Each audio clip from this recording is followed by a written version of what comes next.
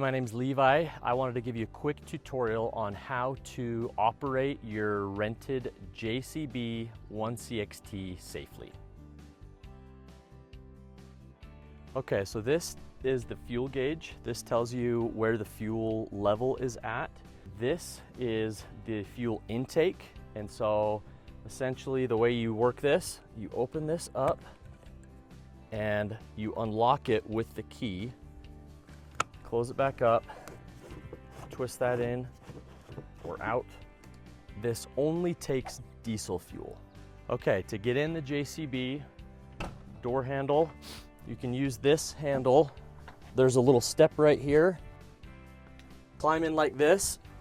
On this side, you can see this red knob right here. In order to pivot the seat back and forth, you push this red knob forward. Then I can adjust and it locks in. You can see I can't move it anymore. Same thing if I'm wanting to operate the boom on the back. You push this forward until you get to this position. You can see it locks, then you're ready to go. Okay, so now that we're in the machine, first thing we gotta do obviously is strap in. Got our seat belt. Then from there, I wanted to explain these joystick controls.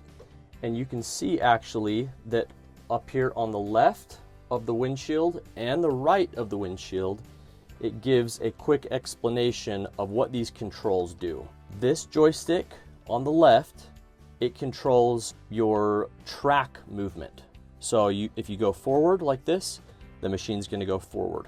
If you bring it backward, the machine will go backward. But then it also operates like a skid steer. You can go right and left. So if we push forward and left, the machine will actually go to the left. Back, left will bring the machine back and left. Then this joystick over here on the right controls your bucket on the front and your boom on the back. Same joystick setup. You pull it back like this and the bucket is going to come up. If you push to the right, the bucket is going to come down like that. If you push to the left, the bucket will come up like this. Let's talk about how to turn it on. You'll put your key in, you'll turn it one click to the right, and you'll hear a beep for a few seconds. As soon as that beep stops, then you can ignite it and start the machine.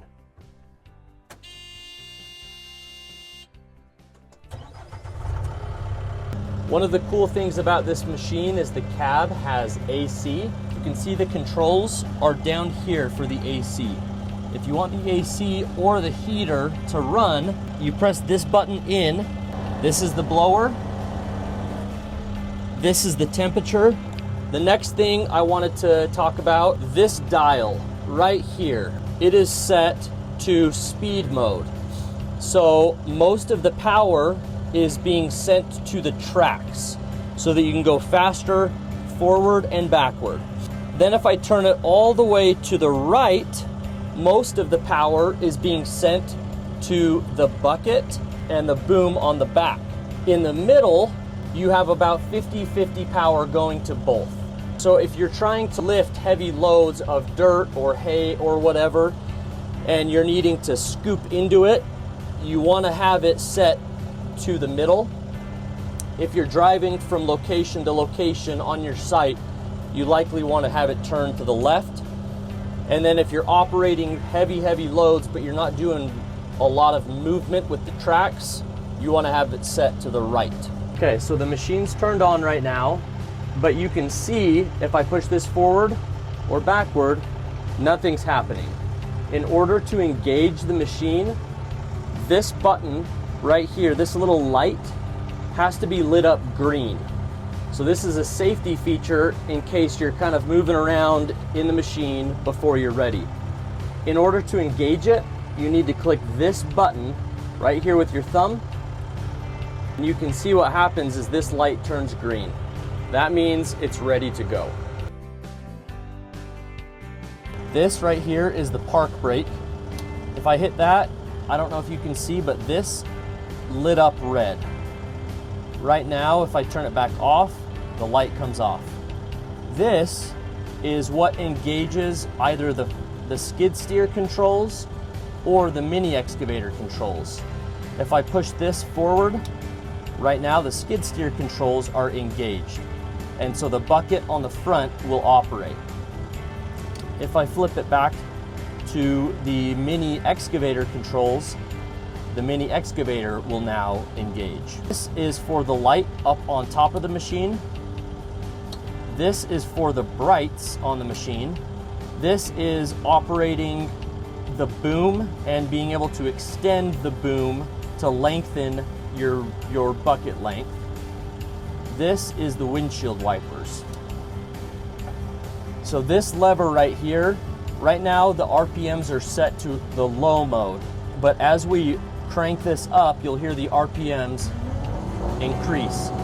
When it's all the way up, that is when the machine is engaged fully and you're ready to use the machine.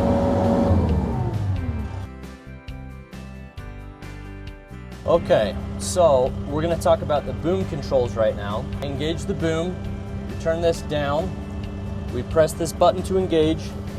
Now it's green. The handle on the left operates the swing, and then it also operates the up and down of that boom. The joystick on the right controls stick on the bottom, the base stick. You can see that it goes down and up with that joystick. Then if I want to control the bucket itself, the bucket control is on the right joystick as well.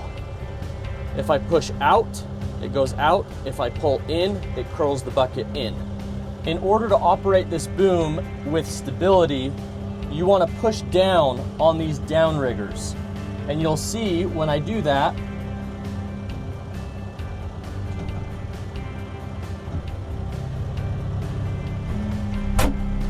the downriggers give me a stabilized position to where I can now start digging. Then in order to pull those downriggers up,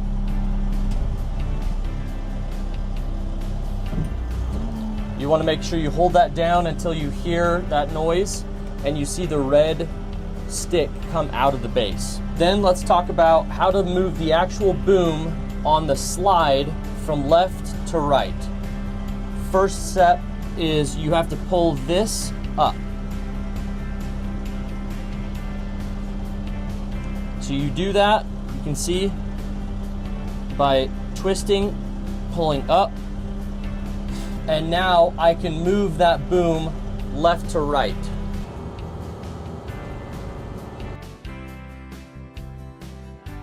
Okay, now we're gonna go over how to use the bucket. We're gonna engage it. After we have it set to the bucket mode, as I pull the left joystick up, backs things up. As I use the right joystick, I pull that up, it lifts the bucket up. As I turn the joystick to the right, bucket goes down. I turn it to the left, bucket comes up. Okay, one quick tip to know where your bucket is at and how flat it is as you're trying to grade something, because it's a little bit difficult when you're sitting up there in the chair to see where that angle is at. This angle right here, this flat part, is the same angle as the bucket. So if this angle is turned up just a little bit, you know your bucket is turned up. If this angle is down, you know your bucket's down. But if this looks flat and parallel, your bucket is flat and parallel. Okay, so we're gonna talk about how to take off the bucket and put on a different attachment, or putting the bucket back on. So first step, have the machine turned on. You're gonna wanna pull the bucket up a little bit, up in the air.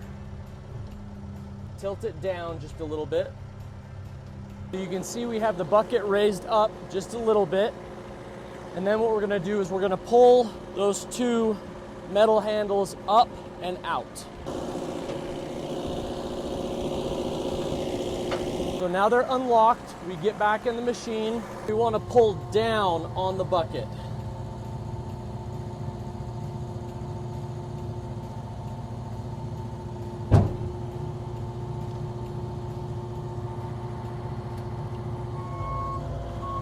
So now we're going to put the bucket back on. You need to have this lined up on the outside of that.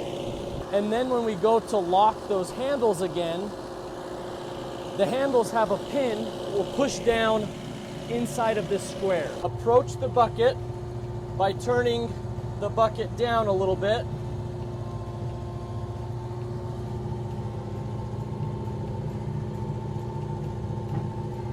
Once we have it in position, we'll lift up as if we're raising the bucket. We have to move forward just a little bit to keep it engaged. Curl the bucket up like that. Now we'll go and we'll lock the handles in place. Just like that. Okay, we're going to talk about how to park and how to shut off the machine. So when you're shutting it off, make sure that you're on flat ground. You're going to want to have the bucket all the way lowered, all the way flattened. And we put the park brake on.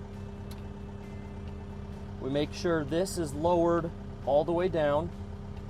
Then we shut the machine off. Okay, so when you're getting ready to return the rental or you're ready to have it be picked up, one of the maintenance tips that I want to make sure that we handle is, you can see how dirty and muddy the track area is right now. We want to get that cleaned up so that it looks like this.